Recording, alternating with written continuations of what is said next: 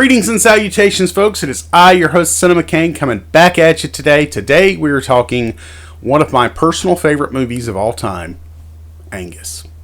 I have briefly spoken about it in a podcast episode I did about a year ago, but now I'm going to do a proper review of this movie. I grew up fat. I'm still fat. And to be a portly adolescent, there were two movies that, if you were a fat kid in the 90s, resonated with you. Angus and Heavyweights. Angus is the more down-to-earth, believable, still funny at times, but funny because it's true movie. And unfortunately, or fortunately, because I'm not sure, I'm really not sure, there are two versions of this movie. One that a test audience many, many years ago got to see, and one that the rest of us got to see. The test audience got to see a version of the film where it was made clear that Angus had a gay father who was married to a man. Now, this was 1995, way before that kind of thing was hinted at or even seen much at all in film. So the studio made director Patrick Reed Johnson, who, I might add, I just absolutely adore this guy. He made one of my favorite movies from a couple of years ago, 5/25/77, which is a biopic about himself. He also made a movie that meant a lot to me as a kid called Space Invaders. This is the other movie that he made that really resonates with me. Because Angus, being a fat kid in the 90s, and a little bit thereafter, the fat kid was always the butt of the joke. Never really looked at as someone who was going to win the girl. This movie, not only does he win the girl, but he wins a girl that is way out of his league, or so we think. And that's the beauty of this movie. Angus is more than the butt of the joke. He is a normal kid. And the fact that that the director cast Charlie Talbert out of obscurity after seeing him in a Wendy's at like 10 o'clock at night makes him the perfect choice, because you need someone whose skills are not too jaded by Hollywood and they come across as realistic, because this is a very realistic character. He can be hurt.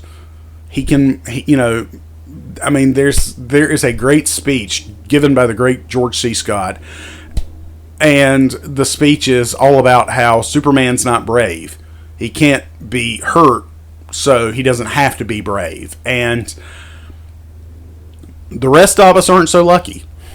I was teased relentlessly as a kid because of the fact that I'm fat.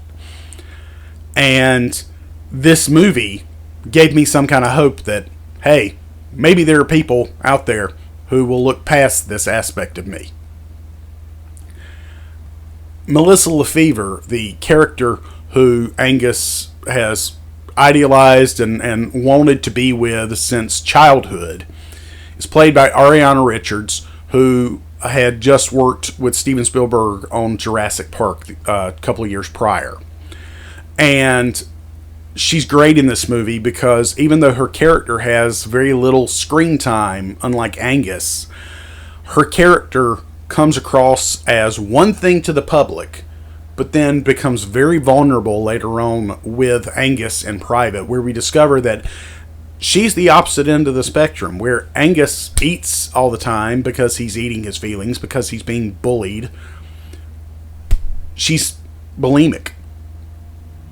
And so you realize that both of these characters are flawed in that regard, because both of them are seen a certain way by their peers. You've got a young Dawson himself, James Vanderbeek, playing Rick Sanford, the bully of the piece, who rigs the Winter Ball King election so that Angus has to dance with Melissa.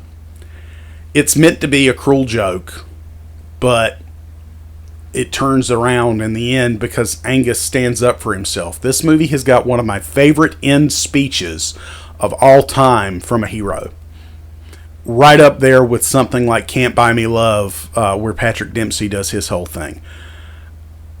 This movie means so much to me, and still does all these years later.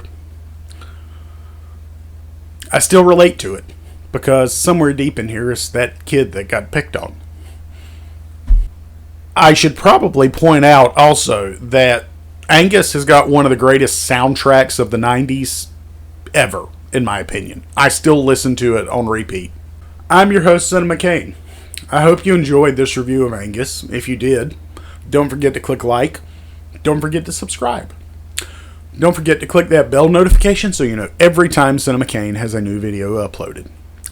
And don't forget to share this on all your social media platforms in an effort to help me grow my channel.